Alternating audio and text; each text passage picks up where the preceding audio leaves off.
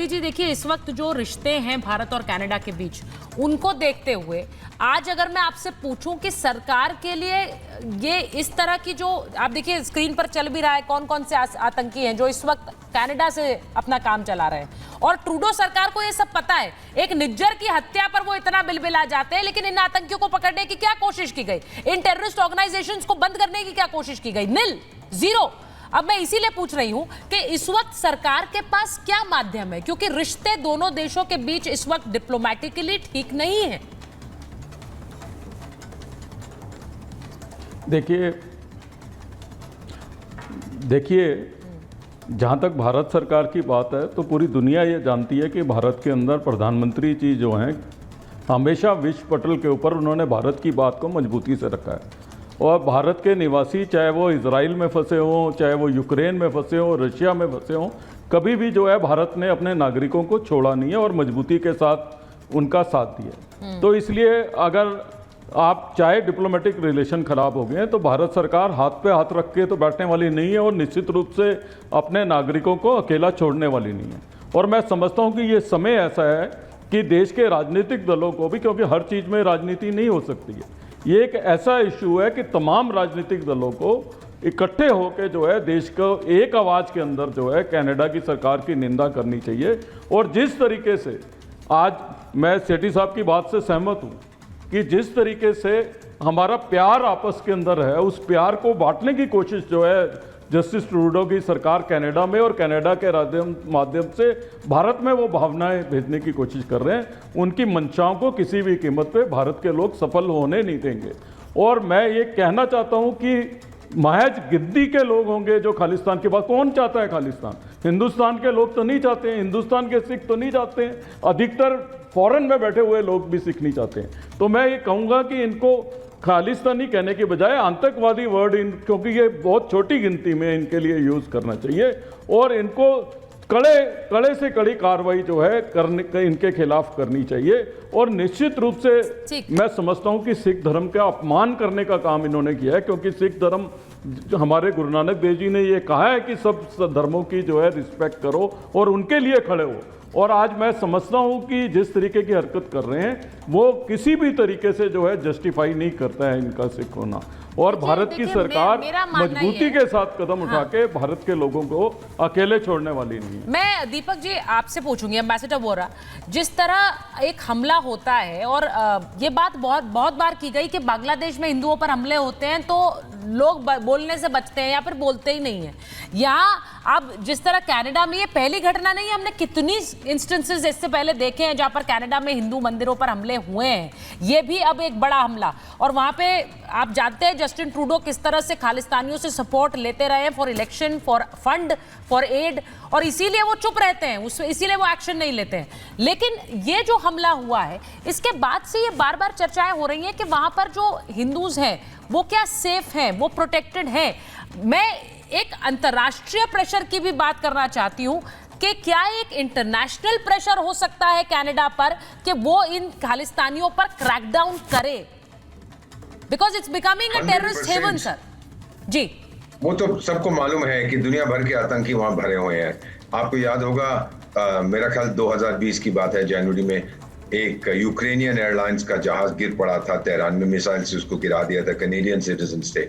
और उसके बाद जस्टिन ट्रूडो ने कहा क्या कि ईरान के साथ पहले बड़ा नाराज हुआ, फिर ईरान बोला कि हम तेरे साथ ट्रेड नहीं करेंगे। अरे डार्लिंग माफ कर दो, कोई बात नहीं, तुमने मेरे लोग मार दिए, आ जाओ इधर आ जाओ। फिर ये इस्लामिक स्टेट जो था, जब इसको अमेरिकन ने तोड़ा था तो ये उसमें कैनेडियन सिटीजन भी थे, कैनेडियन मुस्लिम। और ये सब मैं हवा में बातें नहीं कर रहा। तो जस्टिन ट्रूडो साहब ने उनको बोला देखिए आप तो जानते हैं कैनेडियन मुस्लिम, अब आप कनाडा में आ जाइए, यहाँ आजादी से रहिए और जो हमारे यंग मुस्लिम्स हैं उनको बताइए कि इस्लाम कितनी बुरी चीज है।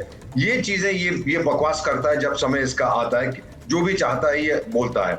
मैम, इसमें हमारे प्रवक्ता ने ये कहा है कि देयर विल बी कॉन्सिक्वेंसेस। ये डिप्लोमेटिक लैंग्वेज में मतलब होता है कि अब इसको हम एक लेवल पे और ले जाएंगे, एस्केलेट करेंगे।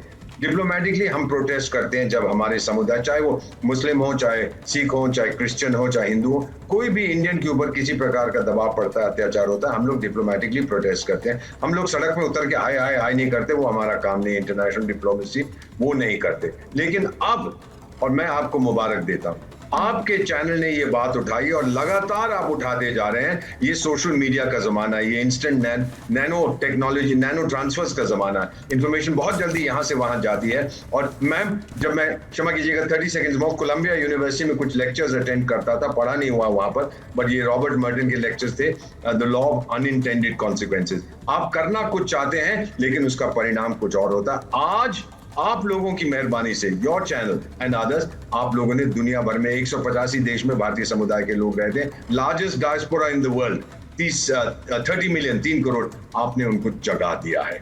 आपने उनको बताया है कि एक हिंदू पे, एक भारतीय पे अत्याचार देश ए में होता है तो वहां पे पीड़ा देश पी या टी में भी होनी चाहिए। That we are seeing today. और ये ट्रूडो साहब, आपका भी मैं धन्यवाद करता हूं कि ये बेवकूफी के कारण आपने आज ये एकता भारतीय समुदाय के लोगों में आप ले आए हैं। So thank you very much mister Trudeau, आपने अपना काम कर दिया। अब कल जाके नदी में छलांग लगाइए, झील में जाइए, जो करना है करिए, लेकिन तबाह हो जाइए हमेशा के लिए। देखिए, आपने ये बात सही कही है, आपने ये बात बिल्कुल सही कही। शायद कई बार एक झटके की जरूरत होती है आचार्य जी, और शायद वही झटका लगा है जब वहां पर भी ये नारा गूंजता है। बहुत से हमने लोगों से, जब हमने कितनी ऐसी महाभारत में डिबेट्स की हैं जिसमें हमने इस नारे की बात की कि महाराष्ट्र में चला गया, फिर कैसे हरियाणा में जीत के पीछे रहा। कई बार शायद एक झटका चाहिए, वो वहां पर अब लोगों को लगा है। और जिस तरह की घटनाएं हो रही हैं, आपने देखा तिरंगा हाथ में लिए थे, वो पीछे नहीं हट रहे थे। वो तस्वीर इसलिए इंपॉर्टेंट है। और वहां पर पुजारी का ये कहना कि बटोगे तो कटोगे, ये शायद एक ऐसा एक सोच को दिखाता है कि आपको जुटना होगा। प्रेम कुमार जी भले ही कह रहे हैं कि हिंदू खतरे में है, लेकिन बात हिंदू खतरे की नहीं है। बात यह है कि आपको एकजुटता दिखानी होगी किसी भी तरह के टेरर से लड़ने के लिए। सुचारिता जी, सबसे पहले मैं एक और चीज बड़ा क्लियर करना चाहता हूं, और ये भारत में रहने वाले हिंदुओं के लिए और भारत में रहने वाले सिखों के लिए बहुत इंपॉर्टेंट है। ये जो वहां मंदिर पर हमला किया गया है ना, ये साधारण विषय नहीं, इस बात को ध्यान रख लीजिए।